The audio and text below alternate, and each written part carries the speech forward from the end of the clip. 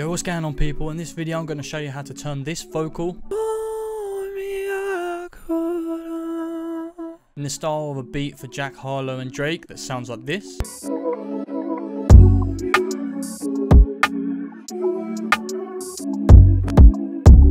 If you want to see how I made that with this vocal and chopping technique, then I'll show you, so stick around and let's get straight into the video. So the idea of this sample and beat is obviously from the Jack Harlow and Drake song. As you may have seen, that's floating around on the internet is the vocal that they used in that beat, so I'm sort of going to just make one similar to that. So with the vocal, I'm sort of making something dark and slow, so I start off with 43 BPM and it sounds like this dry.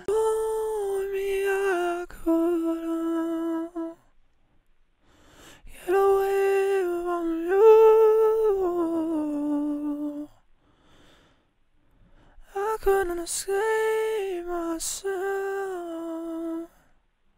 Told me I'd get away. So as you can hear, my singing's not great and it's very out of pitch sort of, but it gives that nice element that I'm going for. So what I did to get that nice like vibrato sound that you get in the vocal, so I've used this auto tune. I just set a key that I felt like sounded the best. So A minor, put the retune speed up to 0 because I wanted it to be just put in the key as perfect as possible. As you can probably see here, the humanize, just to make it a little bit more natural and doesn't sound too robotic. But what's the important part for the vibrato section is this sine wave, just a little bit of rate, just so it's just going up and down. As you can see, it sets the speed for the vibrato, and then I just mess with the pitch amount and the formant amount, not too heavily, but it just gives that nice aesthetic to it. So with all the effects, this is how it sounds.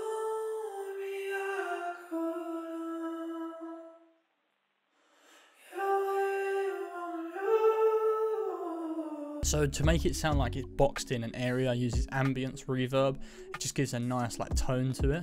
Then just tuck out some lows as usual. And then I use this road chambers that sort of makes it a little bit more dense in reverb and just washed out, but it gives that nice aesthetic that the vocal in the Instagram post was recorded in, the same sort of room. So once that's done, I'll put it to the main BPM I wanted to use, so 93 BPM. And I made two versions of these vocals, one that's sped up. And what's important about that, I'm making it pan left to right with this shaper box, just so it's like just catching the listen of the ear, and it just sounds great. And then just to make the vocals tighter so they're just the same sort of volume, I just use this compression. It just levels it out and makes it nice. And then again with the second part of the vocal, I stretched it out, but for this version I put a little alter boy, so it's just a little bit more standoff to the down pitched version. So on this vocal I put a 1/16 half time, just so it's slowing it down a little bit but not too much. And then I just put this delay on it just to make it a little bit more full with like the ping pong echo. So together the vocals sound like this. Next, I just wanted to layer some chords, keep it very simple. So the first sound I use is just an electric piano from Analog Lab.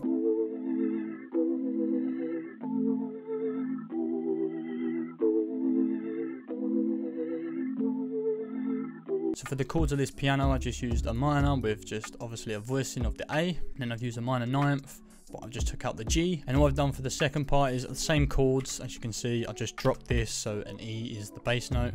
And all this chord here is just an E minor, and I've just made another E at the bottom, just so it's just sitting in the same bass note. So all I did with these keys is just EQ. And then I just layered these chords with this Churchill organ.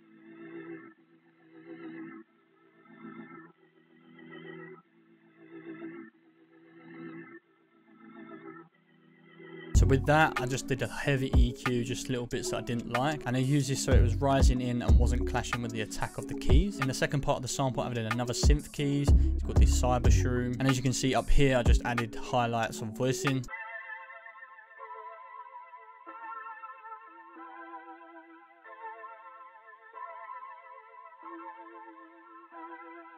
And what's important about the way I mix this is, as you can see, it's got lots of mid-side and no sides, so it's really, really mono. And the reason why I use that is just so it's more of a texture in the background and not too overpowering. And again, just an EQ, a tiny reverb, so it's just a little bit more spatial. And then I've used this single delay, so it's giving that nice chorus delay effect on it, and it's very fast, so it's not too noticeable. As you can probably see by these three channels here, none of them are on the master channel, they're to this send bar. And as you can see, I just pan two to the left and right, and then I have that mono sound in the middle, so it's feeding the space well. And I wanted to give this whole sample just that dark feel.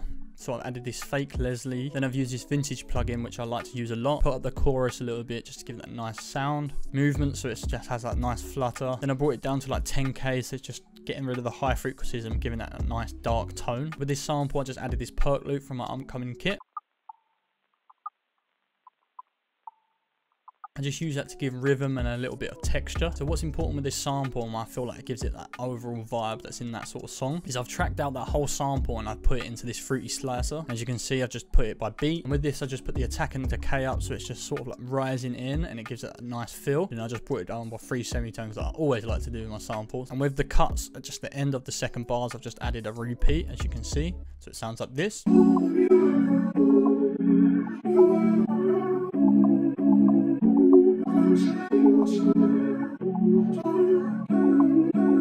And as you can see here at the end of the sample where I've tracked out, I just added high pitch versions, brought the volume down, and then I tracked out the other bit, brought the volume down, so it's leveling it out. With this ending, I just wanted it to have like that pan effect to left to right. So obviously you can see I've used this shaper bot and I've automated it, so it's just coming in at the end like this. So the drums of this are very simple. I've just used this hi-hat pattern that I've just used velocity to create that overall bounce. What's important about the hi-hat, there's a gap here, just lets the rim bounce and just gives overall bounce to the sample. So I'll just use the rim. And as you can see, I've just taken another rim out. That's just give an extra bounce, as I'll show you. Just an open hat. And then you've got the kick.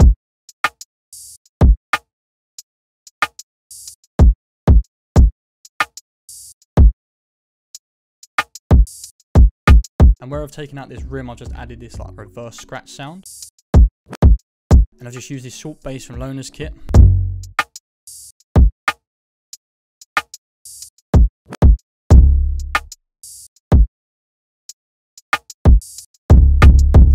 So together, this is how the whole beat sounds.